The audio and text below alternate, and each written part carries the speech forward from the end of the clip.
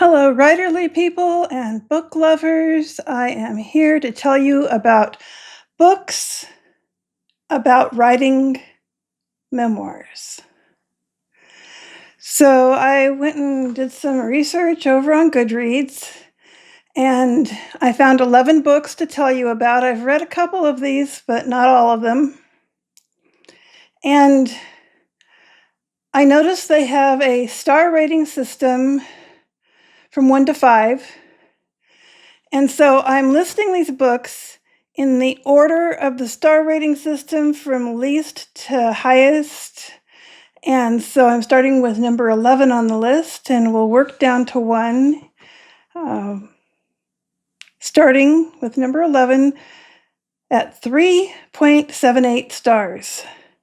Living to Tell the Tale, A Guide to Writing Memoir by Jane Taylor McDonnell and Vivian Gornick. I think Vivian Gornick just wrote the foreword on that one, so it's mainly Jane Taylor McDonnell's work. And I think that this book looks pretty good at 3.78 stars. I wouldn't avoid it. I think that's actually a pretty good star rating. And I haven't read that one yet, so it's on my TBR list now. So number 10 on the list is 3.87 stars, Why We Write About Ourselves, 20 Memoirists on Why They Expose Themselves and Others in the Name of Literature.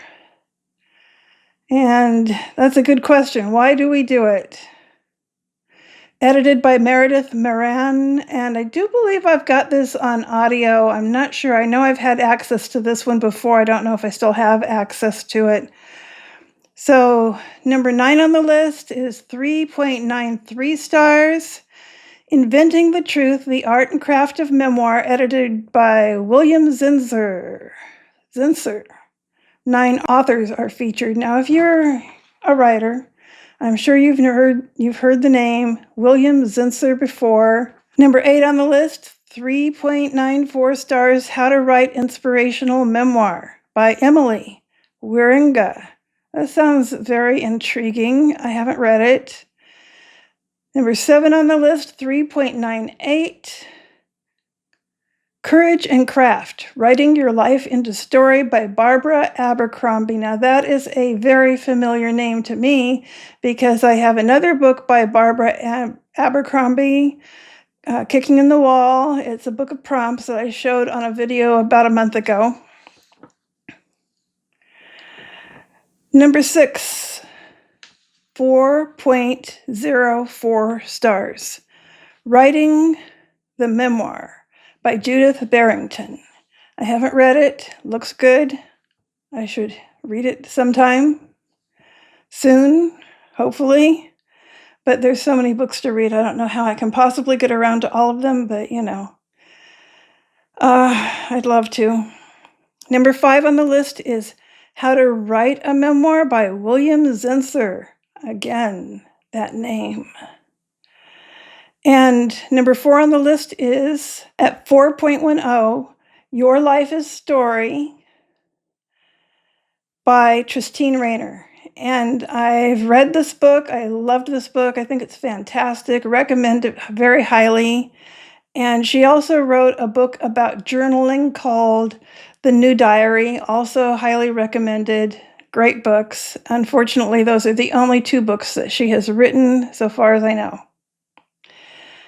And then number 3 on the list at 4.14 is The Art of Memoir by Mary Kerr. I have not read it yet. Number 2 on the list at 4.24 is The Power of Memoir, How to Write Your Healing Story. And I'm very happy to report I have a copy of that book. I do. That's by Linda Myers. And number 1 on the list at 4.32, The Memoir Project by Marion Roach Smith. I believe I've got an audio copy of that. I've listened to it. It was okay, but it wasn't nearly, in my opinion, it wasn't nearly as good as Your Life is Story by Tristine Rainer. I would choose that one first to recommend to you, but keep in mind I haven't read very many of these, maybe 3 at the most. So there's my list of 11 books on how to write a memoir. And I do have a little bit more to talk to you about today. I know last week, if you watched last week's video, I showed these cards. And this is actually called Life Story Interview Kit. The Life Story Interview Kit. And I chose 4 cards out of there. And I actually had them hanging up above my computer all week long to remind me to write those memoirs. And I did very good at writing memoirs. The first one that I did took me 3 days to write because it was kind of long. And then the second one was a little bit shorter. It was the one about my childhood and whether I was a well-behaved or mischievous child. And then the other 2 were from the section here that is about reflections on life, and they were actually very short. I wrote them, but very short, you could say.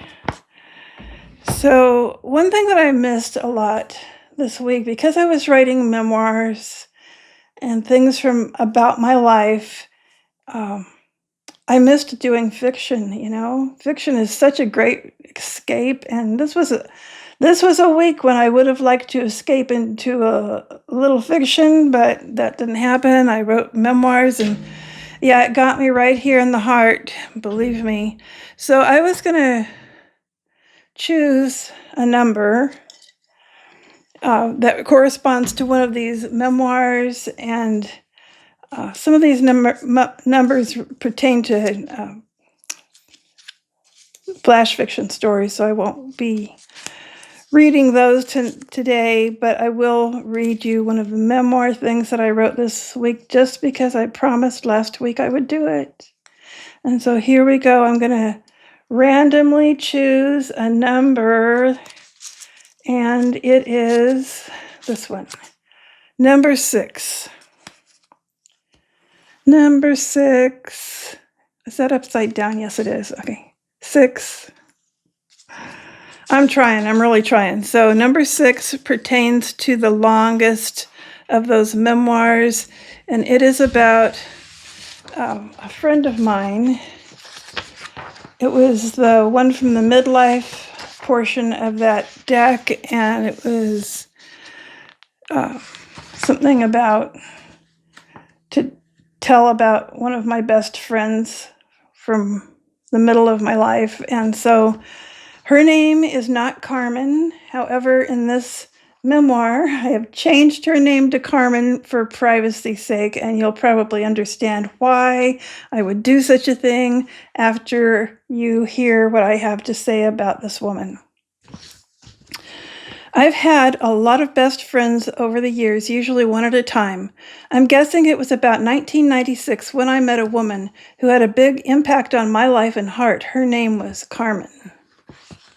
At that time, I was about 44 years of age, single, and living in a rented duplex. One day around noon, I heard a woman crying hysterically and yelling directly across the street from my home on the curb near City Park. I glanced out my front window to see her sitting on the ground, obviously dejected, talking to 2 other women who could have been friends, acquaintances, or just passers-by, wondering what was wrong. Her grief was intense, and I walked across the street to see if I could help. She said she was hungry and thirsty. I went home and returned with my breadboard, using it as a tray for a snack and some juice to drink. The snack was a lemon-filled empanada, and I don't remember what else. I remember the empanada because she asked what it was and commented that she had never seen one before. She was so impressed by my food service, humble as it was. She said it was the nicest thing anyone had done for her. I hoped and still hope that that was an overstatement. This led to a wonderful friendship. Carmen was a Black woman, and I felt blessed by her willingness to be friendly toward me. Here is what she told me about herself. When she was very young, about 20 or 21, she drove herself home from a party late at night. There was an accident, injuring her severely. Her right leg had to be amputated just below the knee. Her recovery was intensely painful and, of course, very traumatic. At the time she was finally able to leave the hospital, a man suggested she try using heroin to alleviate the pain, since doctors would never prescribe enough pain medication to help. She was so young at the time and didn't realize how addictive heroin could be, so she followed this man's bad advice with the predictable result.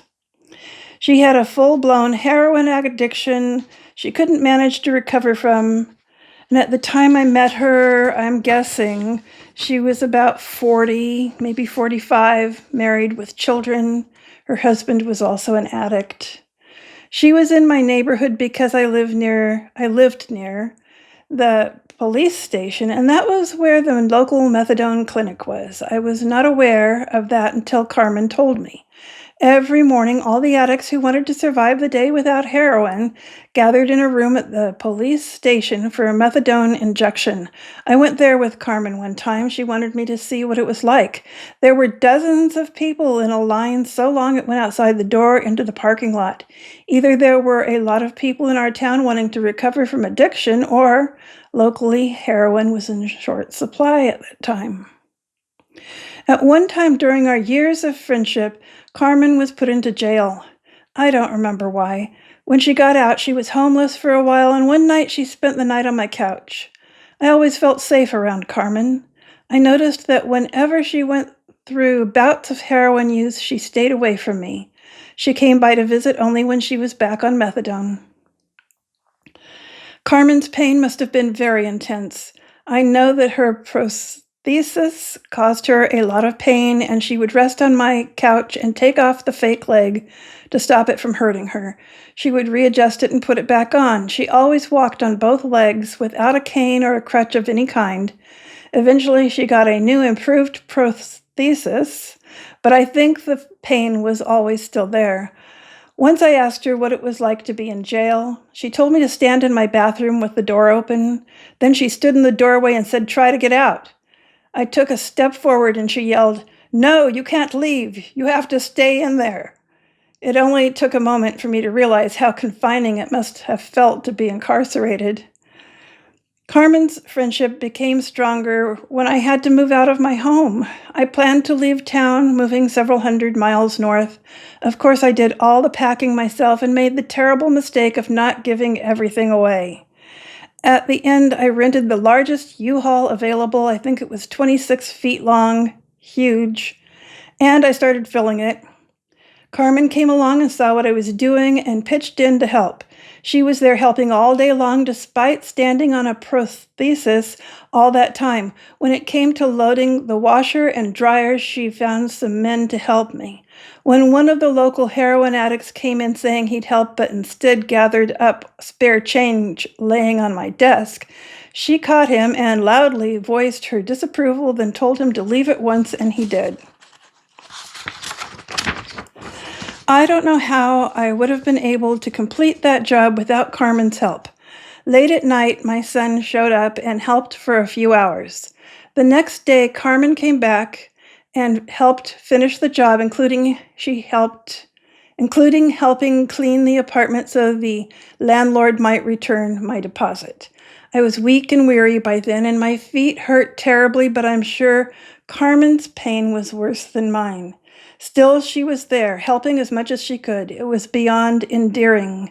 How can one thank someone as kind and caring as that? I drove away that afternoon with my 2 young children and 2 cats in cages and a lot of useless possessions I should have given away somehow, some way. Live and learn. I drove north to Reading, where I rented a 30 by 10 storage locker and proceeded to move things from the truck into the storage single-handedly. The kids tried to help at times, but at ages 8 and 9, or 8 and 10, they couldn't do much. We spent the night on a mattress outside the storage locker. The managers of the place saw us there and realized my ridiculous dilemma. They gave me permission to sleep there. My feet were in so much pain, I will never forget that. Well, the job was done, and we got into the little car, a Ford Escort, the smallest car that Ford made at that time, and we drove north to Siskiyou County. After a few weeks, I realized I was running out of money, and I panicked. I drove south to Berkeley in the San Francisco Bay Area to ask my father for cash. He gave me a few 20s, but he was not happy to see me there. I went to see Carmen and found out she'd moved into a shack behind a church in a nearby town. She was suddenly out of the heroin-using community and into attending church and reading a Bible.